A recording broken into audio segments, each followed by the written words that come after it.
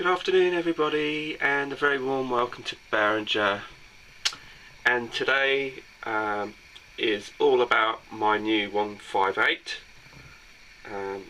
DMU which has arrived, and I'm just going to show you it and talk you through it and all the rest of it, and that will be pretty much it for this video.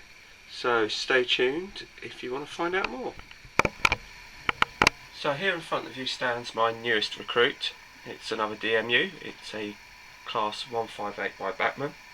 The catalogue number is 31506, and it's the Alpha Lines Wales and West 158.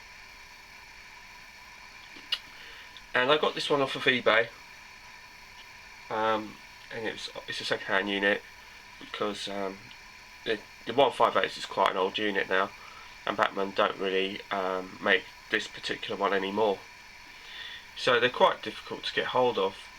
But I managed to get this one for a decent enough price off of eBay. It was described as in perfect working order. It had a few marks on the body, but looking up closely, as you can do these days on eBay, it looked like it was going to be really good.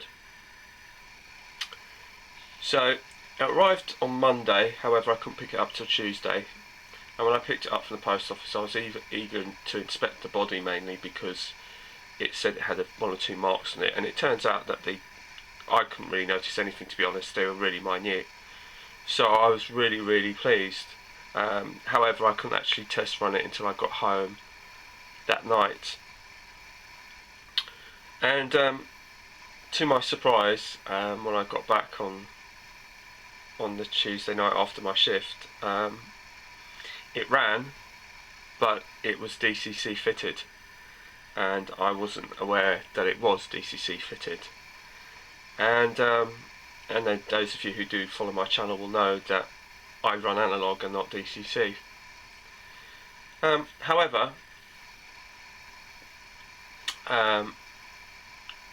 she did run well enough.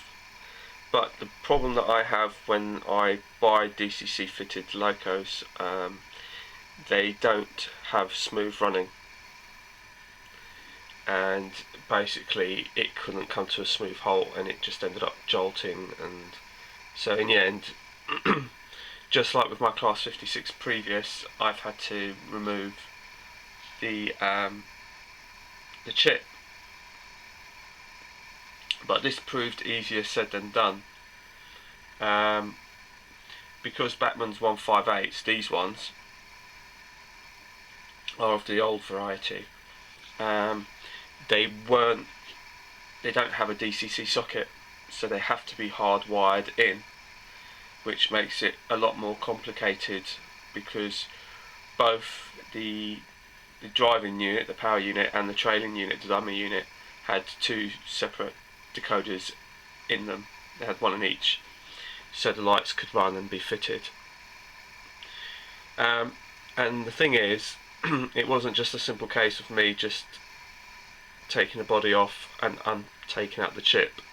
Because it was hardwired in, it had to be rewired. And the body itself on these 158s are really easy to remove. You just have to unscrew the two screws, one at the front, one at the back, and then basically just unclip the body and it will just pop right off, and that's great, it's fantastic.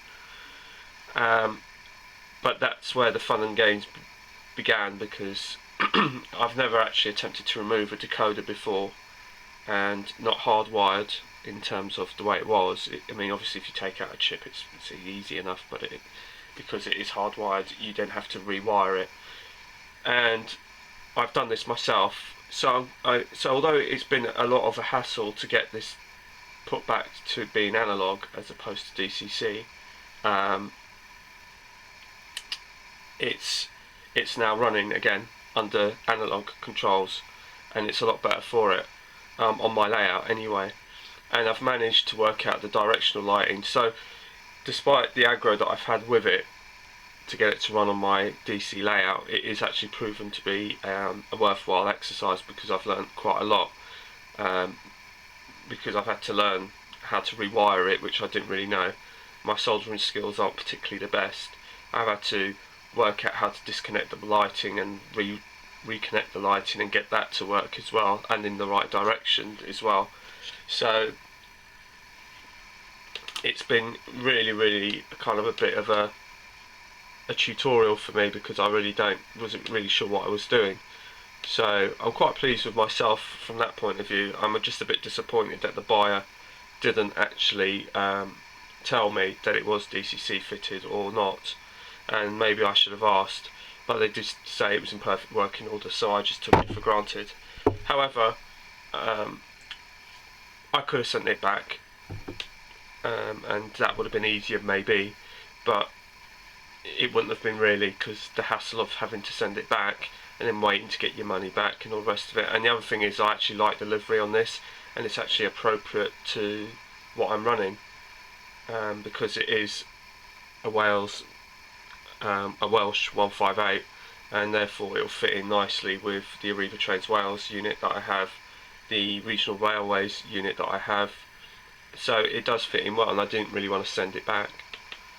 So if I just sort of give you show you, I can just.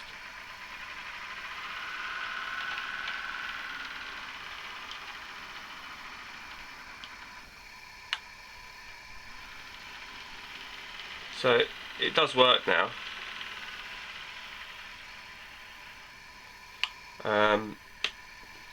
And I love it to pieces, to be honest. I think these 158s, they are pretty old, but they are readily available. But they are such nice units to run, and because, and my view is just purely because I just think that they came out at a time where it was like, I think it was the early 90s they came out, and they're still in service today under various different liveries. I mean, this particular livery doesn't exist anymore, because this is one of the good things about the 158s that I have. You see, the 158 regional came before, I believe came before this livery, and then this livery came after the Regional Railways, and then the Arriva Trains Wales livery, which is the other 158 that I have, superseded this livery. But from a point of view of doing a running session or something like that, it all fits in really nicely. Now what I'll do is I'll take you to a close-up view of it, so you can have a look.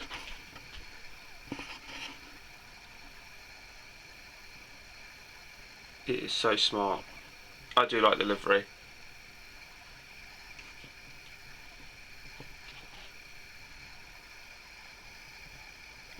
And despite the fact that it is quite an old unit now, the detail on it is very good still, and it still stands up to the test of time, and it is really worth taking a punt on one of these things, because they're still readily available.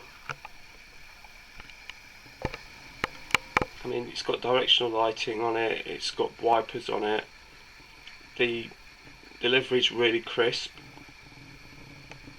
but the detail, considering how old this thing is really good. The underframe work is really good, and I would recommend it, to be honest. I mean, I've now got 3 in quite a short space of time, but the thing is, even without sound, they actually sound like a diesel. They sort of burble along like they are a diesel. So I don't run sound, obviously, like I said, because it's an analogue. But yeah, I love it. And what I'll do is I'll bring the other Regional Railways one here, so you can see also that alongside it. So here alongside the Alpha Wales West is the Regional Railways version of the 158. And again, it's just so crisp. The detailing of it, delivery, application, the actual unit itself. And believe it or not, I've got both of these units for the price of basically less than a brand new unit, 2-car unit. That's how amazing it is. I mean, the one on the left I think cost me £56, including postage. The one on the right cost me £62, including postage. And these days, for a 2-car unit, brand new, you're looking anything between, I think it's about £150 upwards nowadays. So you'd still get quite a bit of change left over. I mean, you think about it, I mean, this is about 120 quid, roughly, for the two, including postage. So, and basically, essentially, you're getting a full car unit, because you've got 2 units of 2 cars. So, it really is worth taking a punt on these things, and, you know, they run so smooth as well, and they look good on any layout. And also, I just think to myself, you know, they cover quite a wide range of era and also the country. I mean, they're up and down the country in various liveries. I mean, as far north as Scotland, southwest they use them here. Southwest Trains use them. Arriva Trains Wales use them. So they're up and down the country, really. And the Regional Railways one, I mean, that was the original livery that they came in. So you could run this particular livery whether you're running it in the north or whether you're running it down south, because this was the original livery that they came and that shopped in. So overall, in summary, I'm really pleased with my new DMU. I'm a little bit disappointed in the sense that I've had quite a bit of aggro in order to get it to run properly, but it was well worth the effort, and I've managed to learn how to do some wiring and stuff, and not to be too afraid about attempting to do things myself rather than spend the extra money, because ultimately if I took this to the model shop and said, could you sort this out for me, it would bump up the price of the DMU. So me doing it myself, yeah, it's given me a little bit of jip, but ultimately I've learnt something out of it, so in some ways it's probably been quite a good thing. Anyway, thanks for watching. Please feel free to comment and subscribe, and I will speak to you all soon when I have more of a layout update. In terms of the layout itself, nothing more has been done. It's still pretty much the same. So when I have more of an update to show you and tell you about, I will let you know. So bye for now.